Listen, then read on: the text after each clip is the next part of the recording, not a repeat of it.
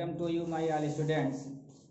आज हम जैसा कि एक वीडियो आपसे पहले बनाया जा चुका है, उस वीडियो में हमने जैवण नामक चैप्टर का शुरुआत किया था, जिसमें हम जैवण का डिफिनेशन, जैवण कौन कौन से हैं, फिर उनमें से हमने कार्बोहाइड्रेट की विस्तृत पढ़ाई शुरू की थी। डिफिनेशन भी उसका हो चुका था, कार्बोहाइड्रेट की वर्गीकरण पर भी हम पहुंच चुके थे। उस दिन हमने आपको दो वर्गीकरण बताया था, फर्स्ट जल अपघटन के आधार पर और सेकेंड स्वाद के आधार पर। जल अपघटन के आधार पर हमने जो पढ़ाई की थी उसमें लगभग 3 प्रकार के हमने बताए थे, मोनोसेकेराइड, ओलिगोसेकेराइड और पॉलीसेकेराइड। जैसा कि हम सब पढ़ाई कर चुके हैं मोनोसेकेराइड और ओलिगोसेकेराइड की, हमने उस दिन आपसे कहा था कि अगले वीडियो में हम पॉलीसेकेराइड पर चर्चा करेंगे। अब यहाँ बात आती है कि सारे डेफिनेशंस, एग्जाम्पल्स मैं आपको बता चुका हूँ। मोनोसेकेराइड्स, ओलिगोसेकेराइड, डाइसेकेराइड, ट्राइसेकेराइड, टेट्रा तक हम आपको बता और समझा चुके हैं। यहाँ आज हमारी टॉपिक है पॉलीसेकेराइड। पॉली, एक शब्द आ रहा है पॉली। पॉली का मतलब अगर हम अंग्रेजी में जाएं तो शायद प्लूरल से कुछ मिलता जुलता, लेकिन हम केमिस्ट्री पढ़ रहे हैं तो केमिस्ट्री में हमें प्लूरल और सिंगुलर से कोई लेन देन नहीं है।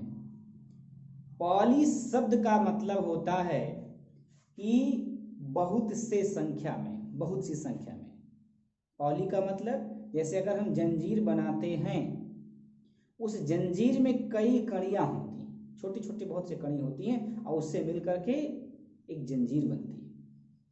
आपकी क्लास 12th में एक चैप्टर भी है पॉलीमर, जिसे हम बहुलक कहते हैं। बहुलक या बृहद अणु। बृहद अणु का मतलब होता है कि छोटे छोटे अणुओं से मिलकर एक बहुत बड़ा अणु बन जाए या बहुत बड़ा पदार्थ बन जाए, उसी को हम बहुलक कहते हैं। किसका? छोटे वाले का बहुलक।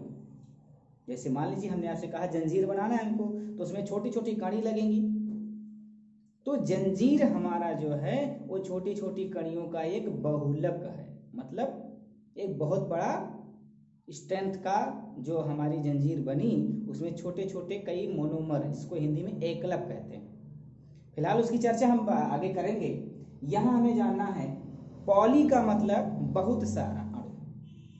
किसके? सेकेराइड। पॉलीसेकेराइड्स का मतलब हुआ कि जिसमें कई अणु।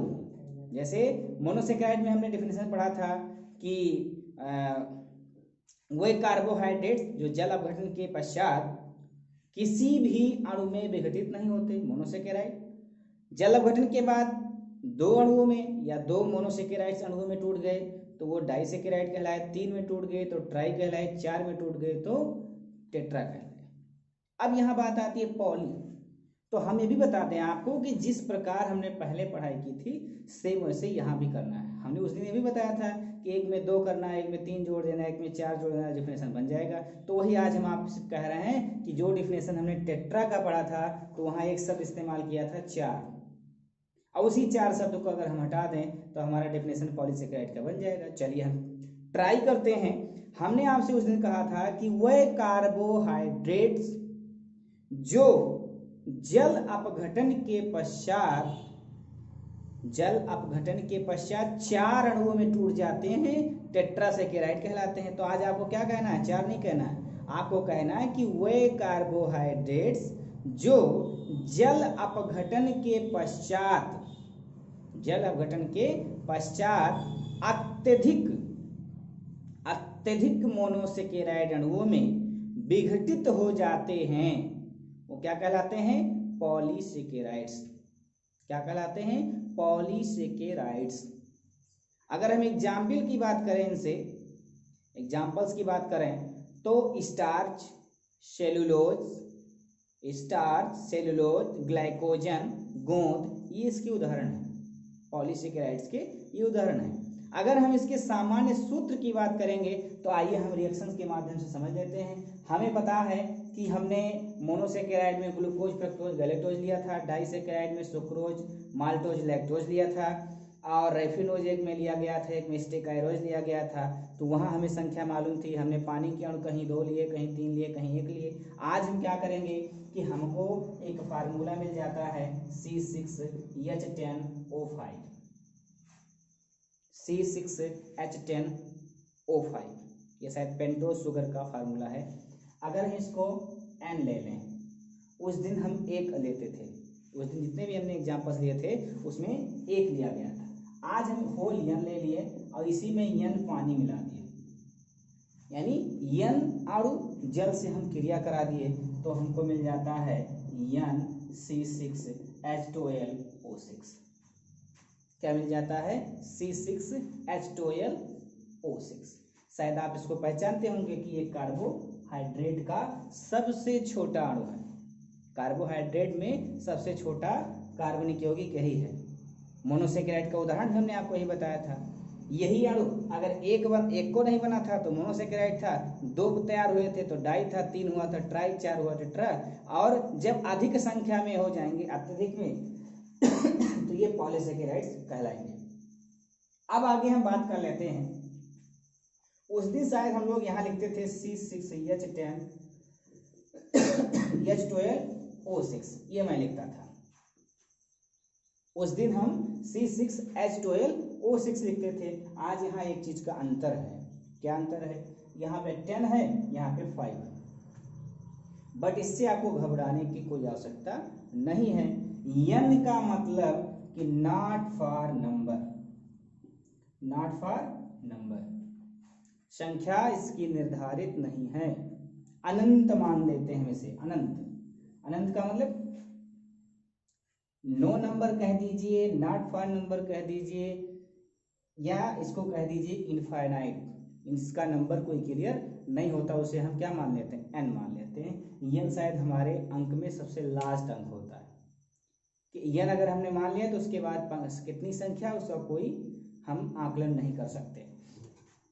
शायद इस रिएक्शन को हम समझ पा रहे होंगे। रिएक्शन को समझने के लिए हम अगर अपने पहले वाले वीडियो से अगर कंपेयर करते हैं तो हमें बस यहाँ को एक ही चीज का अंतर आ रहा है कि यहाँ पे हमने 12 लिखा था, यहाँ पे 6 लिखा था। आज हम क्या किए हैं? यहाँ पे 10 और 5 लिखे हैं। लेकिन आपको घबराने की जरूरत नहीं है। जैसे जैसे आप इसका संख्या बढ़ाओगे, जैसे यहाँ n है, आप 1 लेंगे, 2 लेंगे, 3 लेंगे, तो उसका अंतर आएगा आपको। जैसे इसको भी हम जोड़ के आपको बता देते हैं कि देखिए C6 यहाँ था, यहाँ भी आपका C6 ही है। आप 10 हाइड्रोजन यहाँ देख रहे हैं, 10 मॉलिक्यूल्स देख रहे हैं यहाँ। अब 10 + 2 कितना हो गया? 12। यहाँ भी आप देख पा रहे होंगे 12 लिखा हुआ है। ऑक्सीजन यहाँ 5 है, यहाँ पर 1 है ना, 1 है तो 5 और 1 6 हो गया। n इसकी भी संख्या और n इसकी भी संख्या है, तो दोनों संख्याओं के आगे हम n लगा दिए कि अगर हम n मॉलिक्यूल्स जल के लेते हैं और n ही कार्बोहाइड्रेट्स लेते हैं। ये आपके कार्बोहाइड्रेट्स हैं, कार्बोहाइड्रेट्स, और ये आपका वाटर है, ठीक। और ये आपकी मोनोसेकेराइड्स के अणु हैं। अब मोनोसेकेराइड्स के अणु अगर 1 बनेंगे तो 2 बनेंगे, डाई होगा, 1 को नहीं बनेगा तो मोनोसेकेराइड होगा, 3 होगा ट्राई होगा, 4 होगा टेट्रा होगा, और अत्यधिक हो जाएंगे तो पॉलीसेकेराइड्स हो जाएंगे। यानी जब हम अधिक संख्या में कार्बोहाइड्रेट्स लें और अधिक संख्या में पानी, जिसका कोई अंक हमें निर्धारित नहीं है, हम 100, 200, 300, 1000 तक ले सकते हैं और लेकर के मिलाएं, और हमें जैसे मान लीजिए अगर हम 100 की संख्या लिए तो 100 की संख्या बनेगा, अगर 200 की संख्या में इसको हमने लिया तो 200 की संख्या बनेगा। मतलब जितने हम इधर n बराबर जो भी हम मानेंगे, 1 मानेंगे, 2 मानेंगे, तो फिलहाल 1, 2 तो हम पढ़ चुके हैं मोनोडाई ट्राई टेट्रा में। हमको 4 या 100 के करीब में, अत्यधिक का मतलब होता है कि ढेर सारा हो, तो हम चलिए n बराबर 100 मान लेते हैं, तो यहाँ आप 100 मानेंगे तो यहाँ भी 100 मानना पड़ेगा। और यहाँ भी चलिए एक उदाहरण पे हम देख भी लेते हैं। जैसे कि अगर हमने लिया कि C6H10O5 का होल 100 प्लस, अब इसमें पानी की मात्रा जितने इसमें आवश्यकता होगी उतना आप लेंगे। अब जैसे दो हाइड्रोजन यहाँ कम हो रहे हैं, और एक ये, तो कुल मिलाकर के कितना हुआ? अगर हम 100 H2O ले लेते हैं तो आप देख लीजिए ध्यान से, यहाँ हमारे पास 100 की संख्या में C6 है, 100 की संख्या में C6 है। अगर 100 की संख्या में H10 है और वहीं H2 भी है, तो अगर 10 में हम 2 जोड़ेंगे 12 होगा। तो 100 की संख्या में ये भी हैं और 100 की संख्या में ये भी हैं, तो 100 जो हाइड्रोजन यहाँ हमारे पास है उस सब में 2-2 हाइड्रोजन कम है 12 में, तो हम इसको H12 लिख सकते हैं ना। कैसे लिख सकते हैं ये भी ध्यान दीजिए। अगर एक में हमारे 2 हाइड्रोजन कम है, एक हाइड्रोजन में यहाँ 10 तो लिखा हुआ है, इस 10 में 2 कम है और 2 हम जोड़ दें तो 12 हो जाएगा ना एक में। तो उसी तरीके से अगर 100 में जोड़ेंगे तो भी 100 आएगा ना। अब यहाँ देखिए 100 दूनी 200 हाइड्रोजन है, 200 यहाँ है और यहाँ पे कितना है 1000 है ना। 10 और 100 का मल्टीप्लाई करेंगे तो 1000 आएगा।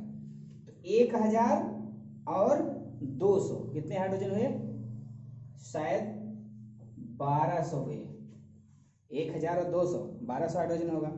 यहाँ देखिए 600 कार्बन है, 600 कार्बन है। ऑक्सीजन की अगर बात करें तो यहाँ पे हमारे पास 500 कार्बन है, 500 कार्बन है और यहाँ पर 100, 500 और 100 कितना हुआ? 600 हुआ। तो यहाँ 6 ले लेते हैं। अब देखिए हमें कंप्लीट संख्या मिल गई इसके आगे n की मात्रा अगर हमने n बराबर यहाँ पे 100 माना, चलिए इसको हम समझ चुके होंगे। अब हम इधर और उधर सभी परमाणुओं को मिला लेते हैं। देखिए अगर हमारे पास कार्बन की संख्या 6 है, 6 और 100 का गुणा करेंगे तो 600 हुआ। तो देखिए 100 और 600 हो गया ना, यहाँ पे 100 गुणे 600 अगर हम करेंगे, 600 कार्बन इधर और 600 हमारे पास इधर। अगर यहाँ देखें तो हमारे पास 10 और 100 से मल्टीप्लाई करेंगे तो 1000 होगा। 1000 हाइड्रोजन इधर है और 200 इधर है, तो 200 और 1000 हाइड्रोजन कितने हो गए? ये हमारे हो गए 12 और 100 को गुणा करेंगे 1200, यानी 1200। 1200 इधर भी हाइड्रोजन है और इधर भी है। ऑक्सीजन देखिए यहाँ 5 है, तो 5 और 100 का गुणा अगर हम करें तो 500 होगा। और उस 500 में देखिए यहाँ ऑक्सीजन 1 है, तो 1 गुणे 100 करेंगे तो 100 आएगा। तो 500 यहाँ पर है और 100 यहाँ पे है, तो टोटल इधर हमारे पास 600 ऑक्सीजन हुआ। इधर भी देख लेते हैं कि 100 और 100 6 से गुणा करेंगे तो 600 आएगा। तो 600 ऑक्सीजन हमारे पास यहाँ पर भी है। 600 ऑक्सीजन उधर, 600 इधर, 1200 हाइड्रोजन उधर, 1200 हाइड्रोजन इधर और 600 कार्बन इधर और 600 कार्बन उधर। लेकिन ये 100 जो लिखे गए इधर आगे, यानी आप देख रहे हैं ये सैकराइड्स हैं, ये आपके कार्बोहाइड्रेट्स का सबसे छोटा यौगिक है, सबसे छोटा कार्बोहाइड्रेट यही है। तो ऐसे ऐसे 100 हैं, आगे 100 लग जाने का मतलब कि यही पूरी चीज जो पूरा लिखा गया C6H12O6 ये 100 बार है 100 की संख्या में। अब हम पूरा लिख नहीं सकते, शायद इसी नाते हमने यहाँ लगा दिया था। अगर आप यहाँ पे 200 मानोगे 200 आएगा, 300 मानोगे 300 आएगा। हम इसको अगर मानना चाहते हैं तो मानने के लिए हम 100 से लेकर के 3000 तक मान सकते हैं। 100 से लेकर के 3000, यानी n बराबर हम 3000 तक ले सकते हैं। हम उम्मीद करते हैं कि आप लोग पॉलीसेकेराइड्स समझ गए होंगे। पॉलीसेकेराइड्स के साथ साथ कार्बोहाइड्रेट का हमने 2 वर्गीकरण बताया था, पहला जल अपघटन के आधार पर और दूसरा स्वाद के आधार पर। तो जल अपघटन के आधार पर हमारा वर्गीकरण यहीं पे समाप्त हो जाता है, क्योंकि हमने उस दिन बताया था कि जल अपघटन के आधार पर कार्बोहाइड्रेट्स को 3 भागों में बांटा गया है, मोनोसेकेराइड्स, ओलिगोसेकेराइड्स और पॉलीसेकेराइड्स। तो पॉलीसेकेराइड्स हमारा लास्ट टॉपिक था, उसमें जल अपघटन के आधार पर कार्बोहाइड्रेट का वर्गीकरण। इस चीज को हम समझ चुके हैं। अब जो अगला हमारा टॉपिक आता है वो कार्बोहाइड्रेट का सेकंड वर्गीकरण है। अब वो सेकंड वर्गीकरण कैसा था? सेकंड वर्गीकरण में हमने आपसे कहा था कि कार्बोहाइड्रेट्स को स्वाद के आधार पर, यानी स्वाद के आधार पर कार्बोहाइड्रेट का वर्गीकरण। अब स्वाद के आधार पर कैसे जानेंगे हम? जैसे हमने आपको बताया था कि हम पूर्व समय में इतने मॉडर्न नहीं थे, तो उस समय हम स्वाद से कार्बोहाइड्रेट्स को पहचानते थे। स्वाद के आधार पर वर्गीकरण को एक तरीके से और पेश कर सकते हैं हम। हम उसको कहते हैं कि भौतिक गुणों के आधार पर। इसी चीज को हम अपनी दूसरी भाषा में कह सकते हैं भौतिक गुणों के आधार पर वर्गीकरण। किसका? कार्बोहाइड्रेट का भौतिक गुणों के आधार पर वर्गीकरण। अब एक चीज यहां हम आपको स्पष्ट कर देना चाहेंगे कि हमारे केमिस्ट्री में और फिजिक्स में भी दो बातें बार बार घूम कर आती हैं, एक भौतिक वर्गीकरण और एक रासायनिक। अब भौतिक गुण और रासायनिक गुण इसी से रिलेटिव है। जिस प्रकार भौतिक वर्गीकरण है उसी तरीके से भौतिक गुण भी है। भौतिक गुण और रासायनिक गुण, दो बातें यहाँ पे आई। हम यहाँ बात कर रहे थे भौतिक गुणों के आधार पर। तो भौतिक गुण क्या होते हैं या रासायनिक गुण क्या होता है? अब हम अपने शब्दों में, देहाती भाषा में अगर हम बात करते हैं तो सपोज दैट कि हमने एक मकान तैयार कराया, उस मकान के हर ईंटें जिस डायरेक्शन में जुड़ाई की गई है, मान लीजिए पूर्व पश्चिम में है, उत्तर दक्षिण में है, तो उस मकान को हमने जुड़ाई कराया। आइए देख लीजिए, यही हम मार्कर हम अपने हाथ में लिए हैं। तो मार्कर की अगर हम भौतिक गुण की बात करेंगे तो भौतिक गुण सिर्फ हम देख करके, महसूस कर करके, छू करके, चख करके इस तरीके से बता सकते हैं। ये हम देख सकते हैं व्हाइट कलर में है, व्हाइट कलर में है, लंबा है, इनका अणु संगठन क्या है ये मैं नहीं जान सकता। अगर थोड़ा हंसने के लिए हम एक एग्जांपल बताएं तो आपको जाहिर सी बात है, भौतिक गुण और रासायनिक गुण का मतलब ये हुआ कि जैसे एक परिवर्तन होता है, भौतिक परिवर्तन और रासायनिक परिवर्तन भी होता है। तो भौतिक परिवर्तन का मतलब कि अगर हम काले हैं और मैं कोई पाउडर लगा लिया तो हम कुछ पल के लिए बहुत सुंदर दिखेंगे। भौतिक परिवर्तन हो गया हमारे चेहरे पर, भौतिक परिवर्तन हमारे चेहरे पे हो गया कि मैं काला था, पाउडर लगा लेने से मैं गोरा हो गया। लेकिन अगर हम रासायनिक परिवर्तन की बात करें तो शायद वो परिवर्तन टिकाऊ होगा, हमेशा के लिए होगा। इसी नाते कहा जाता है कि भौतिक परिवर्तन अस्थायी होते हैं और रासायनिक परिवर्तन अस्थायी होता है। वही चीज हमने कहा कि अगर हम अपने चमड़े की सर्जरी करा लें तो हमेशा के लिए गोरे हो जाएंगे, या हम तेजाब हमारे चेहरे पड़ गया तो हमेशा के लिए हमारा चेहरा खराब हो जाएगा। क्यों? क्योंकि रासायनिक है, और रासायनिक परिवर्तन इस नाते पूरी लाइफ के लिए हो जाएगा। अब पाउडर लगा करके थोड़ी देर गोरे दिखाई दिए, उसके बाद फिर उसी स्टेटस में आ जाएंगे, जैसा मैं था वैसे हो जाऊंगा। अब बात आती है कि भौतिक गुण क्या है। भौतिक गुण में हमने आपको कहा कि अगर आप हमारे बारे में कोई गुण पूछता है कि आपके सर का गुण क्या है, तो आप यही कहेंगे कि सर इतने फीट लंबे हैं, ऐसा कपड़ा पहनते हैं, इतने गोरे हैं, इतने काले हैं, ये तो आप बताएंगे। कपड़े का कलर बताएंगे कि रेड शर्ट पहनते हैं, ये करते हैं, वो करते हैं। मतलब जो हमारे बाहर दिखाई दे रहा है, बाहरी सरफेस जो दिखाई दे रही वो हमारे भौतिक गुणों को प्रदर्शित करती है। और आंतरिक रासायनिक गुण जो हमारे अंदर की क्रियाएं हैं, हमारे शरीर के अंदर बहुत सारी क्रियाएं हो रही हैं, उसको तो मैं नहीं जानता, तो वो हमारा रासायनिक गुण है। जो आंतरिक क्रियाएं उसको आप नहीं देख सकते बगैर जांच किए, उसमें आपको निरीक्षण परीक्षण करना होगा। या बोर्ड की हम बात कर लेते हैं। बोर्ड बाहर से सफेद दिखाई दे रहा है, अभी अंदर किस अणु से बना हुआ है, इनका अणु संगठन क्या है, संरचना क्या है, वो रासायनिक गुण हो गया।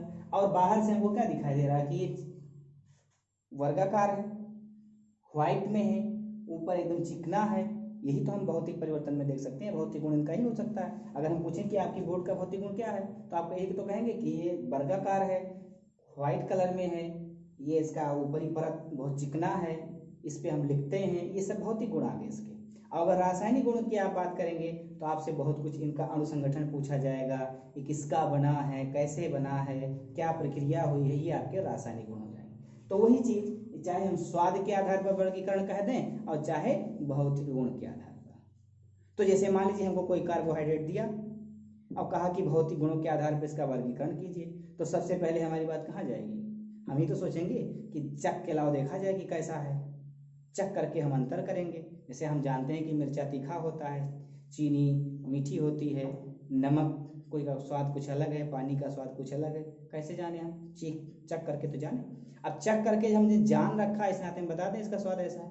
तो लोग पहले कार्बोहाइड्रेट्स को भी स्वाद के आधार पर जानते थे। हमने पिछले वीडियो में हमें भी बता दिए थे कि अगर आपको महसूस करना है तो आप खाना खाते समय सबसे पहले जो अभी दाल सब्जी जो भी सलाद वगैरह रखे हैं उसको मत टच करिए। सबसे पहले आप रोटी ही केवल खा लीजिए, सादी रोटी, इसको हम कहते हैं सूखी रोटी खाना।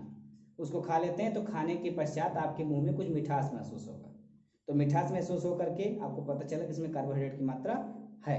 चावल, कच्चे चावल को अगर आप खाएं वो ज़्यादा मीठा लगता है।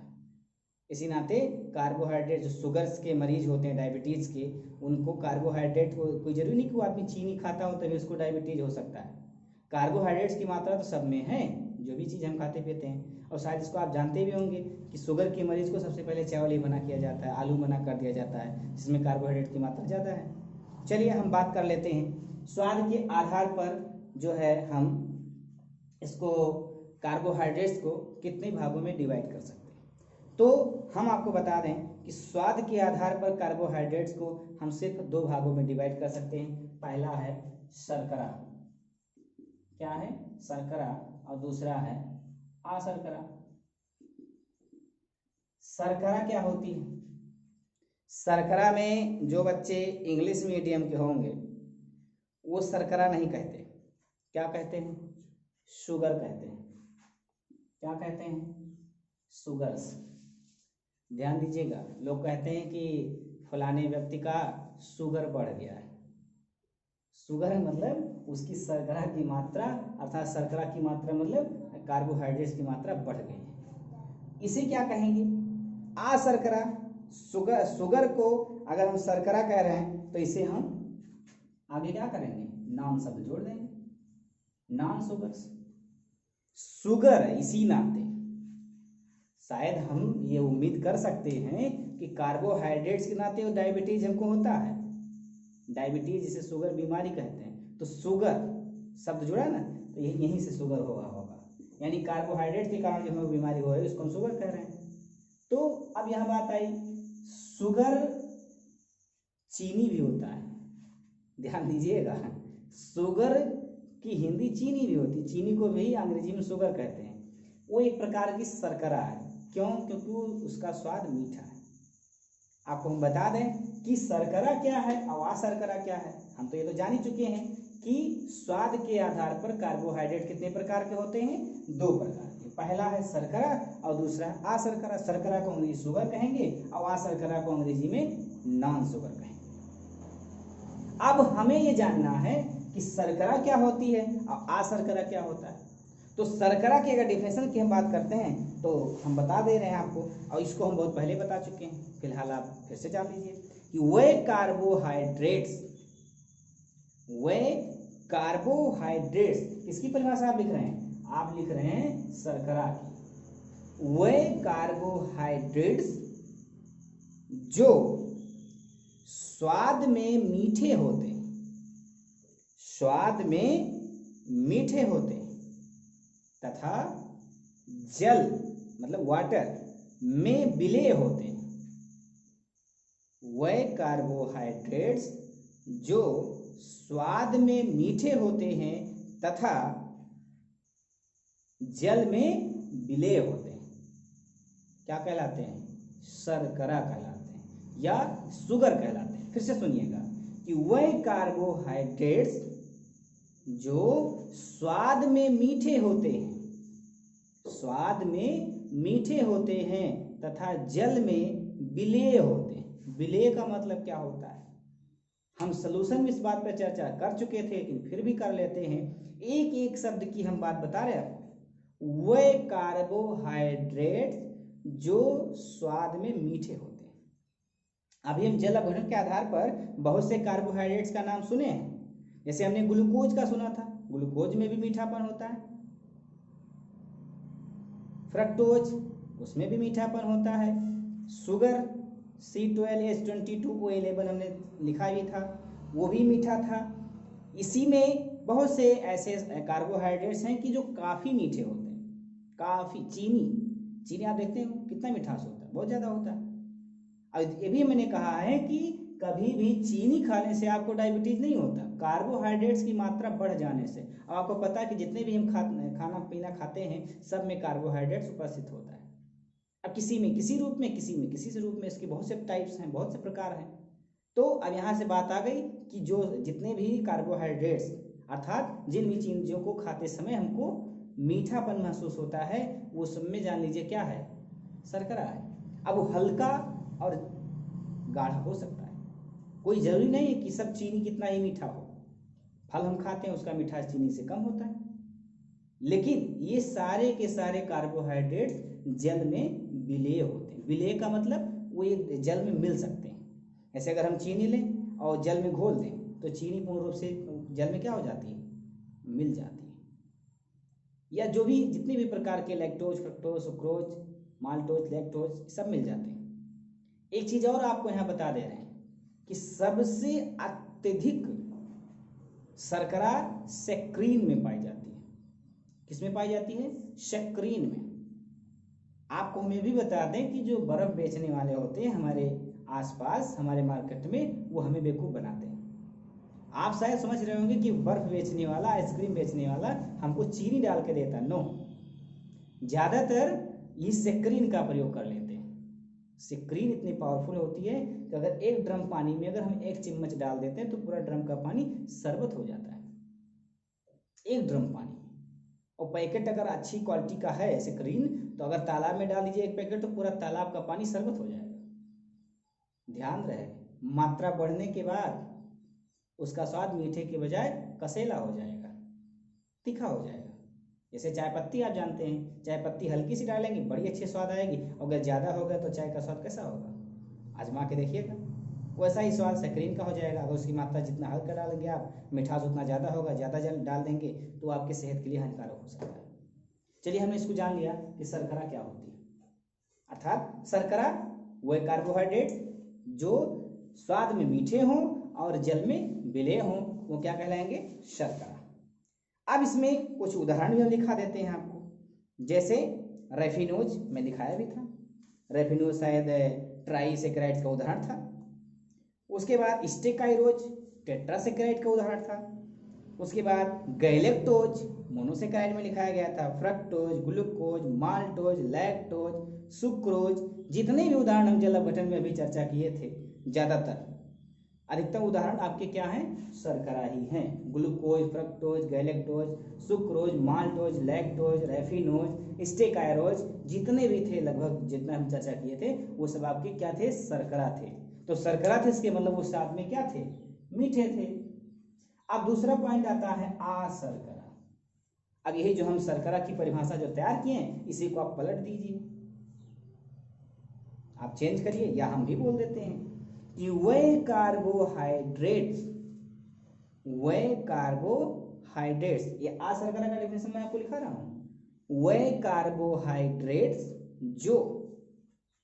जो स्वादहीन होते हैं तथा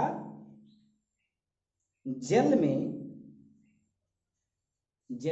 अविलेय होते हैं, क्या कहलाएंगे, अशर्करा या नॉन शुगर कहलाएंगे। एक बार फिर से हम डेफिनेशन को रिपीट करेंगे। आपसे हमने कहा कि वह कार्बोहाइड्रेट्स जो स्वादहीन होते हैं, स्वादहीन का मतलब उसका कोई स्वाद नहीं होता। जैसे पानी का कोई स्वाद होता है, नहीं होता। वह कार्बोहाइड्रेट्स जो स्वादहीन होते हैं तथा जल में अविलेय होते हैं, जल में मिलते नहीं हैं, वो जल में कभी भी वो मिलेंगे नहीं, तो क्या कहलाएंगे, वो अशर्करा कहलाएंगे। फिर से सुन लीजिएगा, वह कार्बोहाइड्रेट्स जो स्वादहीन होते हैं तथा जल में अविलेय होते हैं अशर्करा कहलाते हैं। इनका कुछ उदाहरण भी हम लिख लेते हैं। जैसे स्टार्च, हम जानते हैं कि पौधों में स्टार्च होता है, तो क्या हम उसको कभी चखे, स्टार्च जो है उसकी मात्रा पाई जाती है लेकिन उसका स्वाद मीठा नहीं होता। सेलुलोज भी हम जानते हैं। उसके बाद ग्लाइकोजन। अब आपको एक बात हम बता दें कि स्टार्च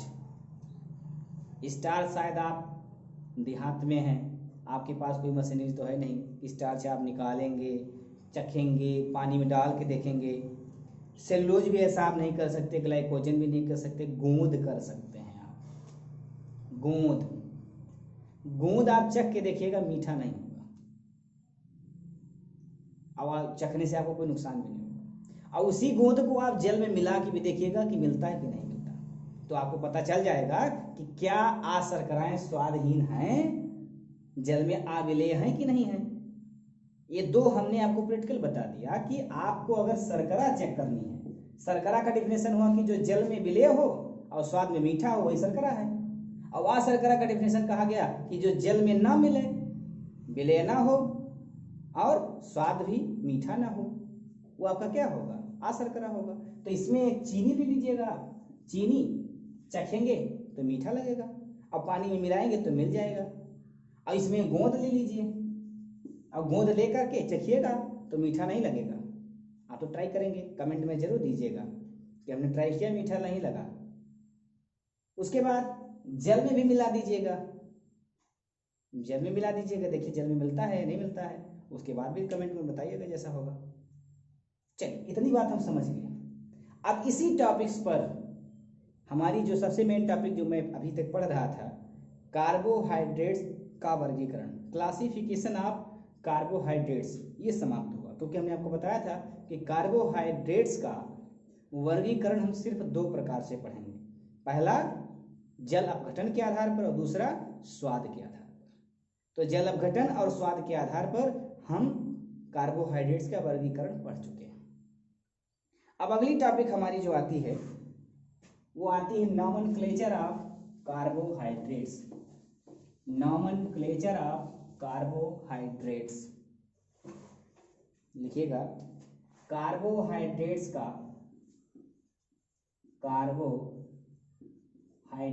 का नामकरण, हिंदी में से कहेंगे कार्बोहाइड्रेट्स का नामकरण, नॉमेनक्लेचर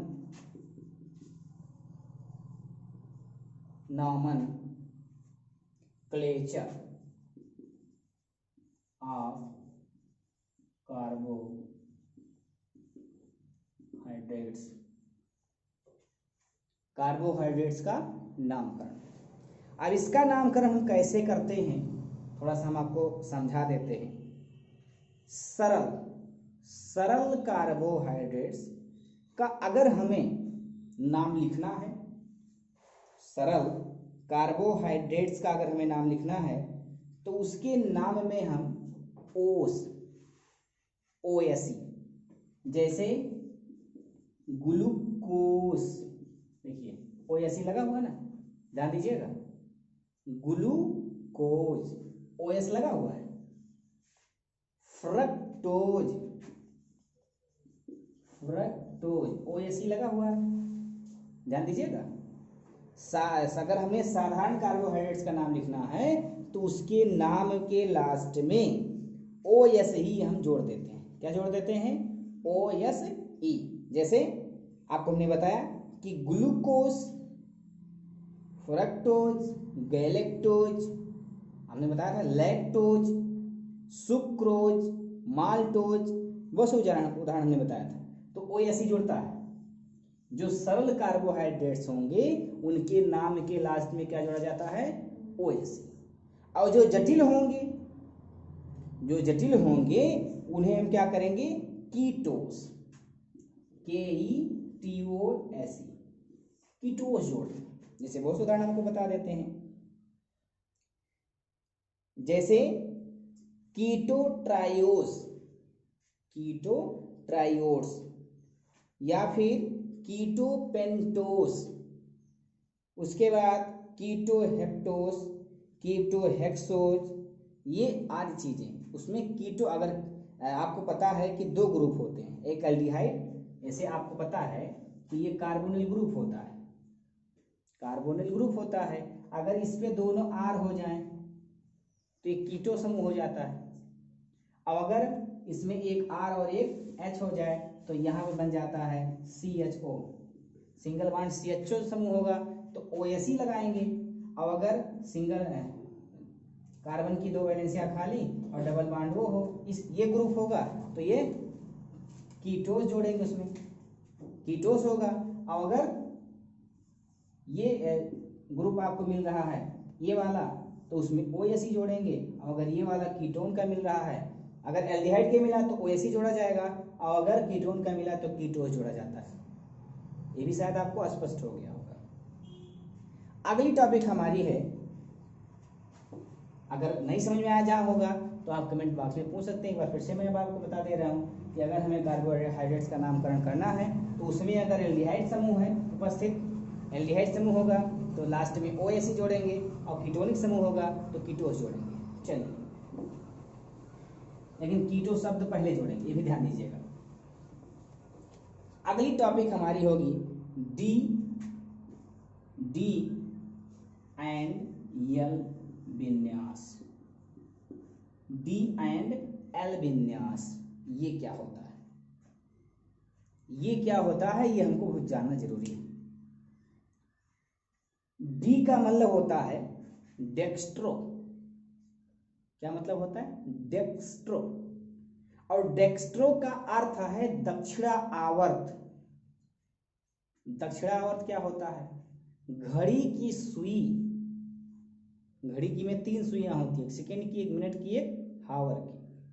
तो वो शायद ऐसे चलती है, ऐसे ऐसे चलती है ना, यानी बाएं से दाहिने की ओर जाती है इस तरीके से, तो वो दक्षिणा आवर्त है। अगर हम इसी को उल्टा कर दें कि दाहिने से बाएं की ओर चलें, अगर हम ऐसे ऐसे घूम रहे हैं दाहिने तरफ, हमारा घूमने का जो क्रम है, जो दिशा है, वो दाहिनी तरफ है, तो दक्षिणा आवर्त। और अगर उल्टा है तो वामा आवर्त। तो चलिए, डी का मतलब डेक्स्ट्रो का अर्थ है दक्षिणा आवर्त, और एल जो है इसका है लीबोलोज। क्या है? लीबोलोज। इसका मतलब वामा आवर्त, उल्टा क्रम। अब ये कैसा होता है, इसको हम बहुत अपने शब्दों में याद करने का, हम दक्षिणा आवर्त, लीबोलोज, डेक्स्ट्रो तो हम याद नहीं कर पाएंगे। एक सीधी सीधी बात है, डी माने, यहाँ हम देहाती में आ गए, डी माने दहिना, डी मीन्स दहिना, और यल माने लेफ्ट। एक अंग्रेजी एक हिंदी में अगर हम इसको याद कर लें तो हमें हमेशा लिए याद होगा। डी माने दहिना और यल माने लेफ्ट, यानी अगर यल विन्यास हमको दिखाना है तो बाईं ओर ले जाना है, और अगर डी दिखाना है तो दाहिनी ओर ले जाना है। क्लियर? अब ये कहाँ यूज होता है, इसका मतलब कहाँ होगा, ये आपको जानने की इच्छा हुई होगी। चलिए, हम छोटे छोटे उदाहरण ले लेते हैं। जैसे हमने आपसे कहा था कि कार्बोहाइड्रेट्स का सबसे छोटा अणु क्या होता है, तो सबसे छोटा अणु होता है C6H12O6। अब इसके हम 3 नाम अभी कह सकते हैं क्योंकि इसका स्ट्रक्चर क्लियर नहीं हुआ था। अब धीरे धीरे स्ट्रक्चर पे हम जा रहे हैं। डी और एल विन्यास पढ़ने के बाद हम लोग अब पारी पारी से ग्लूकोज को अलग पढ़ेंगे, फ्रक्टोज को अलग पढ़ेंगे, गैलेक्टोज को अलग पढ़ेंगे। वहाँ स्ट्रक्चर सारी चीज़ें हमको मिलेंगी, लेकिन स्ट्रक्चर जानने से पहले हमको ये जानना परम आवश्यक है। अब हम आपको बता दें कि इसमें ग्लूकोज है। क्या है? ग्लूकोज है। तो यहाँ एक बात आपको जरूर क्लियर हो गई। अभी थोड़ी देर पहले हमने एक बात बताई थी कि अगर एल्डिहाइड समूह उसमें उपस्थित है तो उसके लास्ट में OSE जोड़ते हैं, और अगर कीटोनिक है तो कीटोज, टोज जोड़ा, जैसे फ्रक्टोज है, फ्रक्टोज। यहाँ 2 बातें हैं, एक ग्लूकोज है और एक फ्रक्टोज है। OSE लगा लेकिन ये कीटोज है, कीटोज इसमें है। क्यों? क्योंकि फ्रक्टोज में कीटोन समूह उपस्थित होता है। इस स्ट्रक्चर जब हम बताएंगे तो आपको समझाएंगे। तो ये इसमें कीटोन समूह उपस्थित है और इसमें एल्डिहाइड समूह उपस्थित है। यही मेन अंतर है। अभी तक आपकी माइंड में शायद ये बात चल रही थी कि सर इसी को कभी ग्लूकोज लिख देते हैं, ग्लूकोज का भी फार्मूला C6H12O6, फ्रक्टोज का भी फार्मूला C6H12O6, गैलेक्टोज का भी फार्मूला वही, तो हमें कैसे जानेंगे कौन ग्लूकोज कौन फ्रक्टोज? तो अब आप जान जाइए कि अगर उसमें एल्डिहाइड समूह उपस्थित होता है, किसमें? ग्लूकोज में, और फ्रक्टोज में कीटोज समूह उपस्थित होता है, तो देखिए टोज यहाँ लगा हुआ है। फ्रक्टोज में देखिए टोज लास्ट में लगा कि नहीं लगा, और इसमें ओज लगा हुआ है, टोज नहीं है, यहाँ ओज है। तो हम चर्चा कर रहे थे अभी ग्लूकोज पर, अभी फ्रक्टोज पे भी चर्चा कर लेते हैं। चलिए, फिलहाल हमें डी और ए विन्यास पढ़ना है, जब हम फ्रक्टोज और ग्लूकोज की चर्चा करेंगे तो वहाँ पे आपको हम बताएंगे कि कहाँ कीटोनिक समूह है, कहाँ एल्डिहाइड समूह है। तो आज हम डी और एल विन्यास को समझने के लिए कौन सा उदाहरण लिए हैं, ग्लूकोज। ग्लूकोज का हम स्ट्रक्चर बना लेते हैं। तो ग्लूकोज के स्ट्रक्चर में हम उसको कई तरीके से बना सकते हैं, लेकिन अभी हम आपको सिर्फ एक तरीका बताएंगे ओपन चेन में, CHO।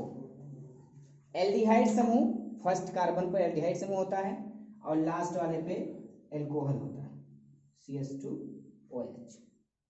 इसमें आपको चार, देखिए, पहला कार्बन, दूसरा कार्बन, तीसरा कार्बन, चौथा, पांचवा और लास्ट वाला छठवां गिन लेते हैं। 2 3 4 5 6 कार्बन हमको दिखाई दे रहे हैं।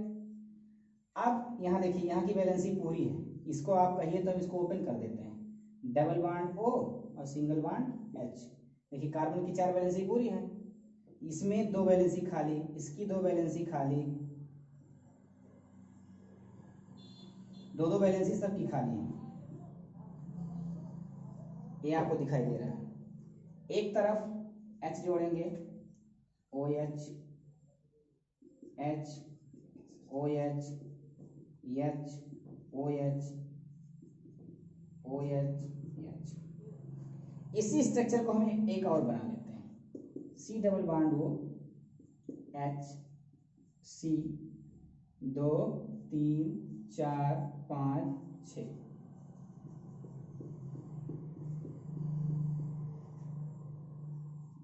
H OH H OH H। अब देखिए दोनों स्ट्रक्चर सेम है, जितने कार्बन इसमें उतना ही कार्बन इसमें, जितने हाइड्रोजन इसमें उतना हाइड्रोजन इसमें, जितने ऑक्सीजन उसमें उतने इसमें। यही फार्मूला दोनों का है। डिफरेंस किस बात की है, डिफरेंस इस बात का है कि जो 5वां नंबर कार्बन है, काउंट करिएगा, 1 2 3 4 5 6, 5वें नंबर कार्बन पर OH समूह जो है यहाँ राइट में है, ये आपका डेक्सट्रोज ग्लूकोज है, या इसको डी पॉजिटिव भी कहते हैं। क्या है, डी ग्लूकोज, दहीना वाला है। अभी अपने आपको समझाते समय बताया था कि डी मीन्स दहीना। ध्यान रखिएगा, अगर उस ग्लूकोज के स्ट्रक्चर्स में OH समूह, 5वें नंबर कार्बन का OH समूह, ध्यान दीजिएगा, और किसी OH समूह से आपको कोई मतलब नहीं है, 5वां नंबर कार्बन का OH समूह जो है अगर वो दाहिनी तरफ होगा तो उसे हम डी या डेक्स्ट्रो ग्लूकोज कहेंगे। और अगर 5वें नंबर कार्बन का OH, देखिए 1 2 3 4 5 6, 5वें नंबर का OH समूह अगर बाईं ओर है तो उसे हम क्या कहेंगे, L, या L को निगेटिव से भी हम प्रदर्शित करते हैं, क्योंकि ये वामावर्त है और ये दक्षिणावर्त है। ये चीज शायद आप समझ चुके होंगे। अगर कोई इसमें आपत्ति होगी या आपको समझ में नहीं आया होगा तो फिर हम इसको विस्तार पूर्वक आगे भी चर्चा करेंगे, आप कमेंट बॉक्स में हमसे पूछ सकते हैं। इसी को, ये स्ट्रक्चर हमने बनाया तो हो सकता है आपको नया लग रहा हो, तो अगर आपको एक नया लग रहा हो तो हम इसका बहुत सरल उपाय बता रहे हैं कि कभी ग्लूकोज का स्ट्रक्चर अगर आपको बनाना होगा तो वेरी सिंपल है कि ऊपर CHO लिखिएगा, क्योंकि कार्बन नंबर 1 पर इसमें एल्डिहाइड समूह होता है, और नीचे वाले पर CH2OH, और बीच में आप 4 लाइन खींच दीजिए, 4 लाइन खींच दिए। एक जहां पे लाइन क्रॉस हो रही है यहाँ इतने कार्बन हैं, 2 3 4 5 6, क्लियर। यानी जहां पे लाइन क्रॉस होगी हर कोने पर एक कार्बन यहाँ पे उपस्थित है, इसको हमने छुपा दिया है। चलिए अगर हम बात करें तो यहाँ H डाल दीजिए, यहाँ OH डाल दीजिए, H OH H OH OH H। अब ये क्या होगा, आपका जवाब आएगा डी का मतलब 5वें नंबर का OH जो है वो दाहिनी ओर है। तो इसका स्ट्रक्चर चाहे आप पूरा कार्बन दिखाइए, फुल में बनाइए, या फिर ऐसा भी आप बना सकते हैं स्ट्रक्चर। क्लियर्स, कोई अगर आपत्ति होगी, फिलहाल हम इस पे अगले दिन मोनोसेकेराइड्स पढ़ते समय, अब हमें मोनोसेकेराइड विस्तार से पढ़ना है, तो उसी मोनोसेकेराइड में ग्लूकोज का, फ्रक्टोज का और गैलेक्टोज का स्ट्रक्चर हम बढ़ेंगे। अगली टॉपिक हमारी क्या होगी? मोनोसेकेराइड्स। अगले दिन के वीडियो में हम आपको शायद उम्मीद करते हैं हम समझ में आ गया होगा। अब यहाँ आपके मन में एक ही सवाल उठ रहा होगा कि इसका स्ट्रक्चर कैसे हम बनाएंगे। तो ये चीज़ आपको जब हम मोनोसेकेराइड्स की अगली टॉपिक हम शुरू करेंगे तो मोनोसेकेराइड्स के 3 उदाहरण हैं, ग्लूकोज, फ्रक्टोज और गैलेक्टोज। तो सबका विस्तार पूर्वक उनका definition, physical property, chemical property, structure, सारी चीज़ पढ़ेंगे। तो वहाँ मैं आपको बताऊँगा ग्लूकोज के स्ट्रक्चर हम कैसे बनाते हैं। बस यहाँ जान लीजिए कि ग्लूकोज के स्ट्रक्चर में 5वें नंबर कार्बन को उपस्थित OH अगर दाहिनी तरफ है तो D होगा, अगर बाईं तरफ है तो L होगा। इतना आपको यहाँ जानना है कि दक्षिणावर्त घूर्णक और यहाँ वमा और घूर्णन है और यहाँ पे दक्षिणावर्त घूर्णन है। अगर दाहिनी तरफ होगा तो D होगा और बाईं तरफ होगा तो L होगा। फिर से आपको हम बता दे रहे हैं कि अगले वीडियो में हमारा टॉपिक क्या होगा। अगले वीडियो में हमारा टॉपिक होगा मोनोसेकेराइड्स।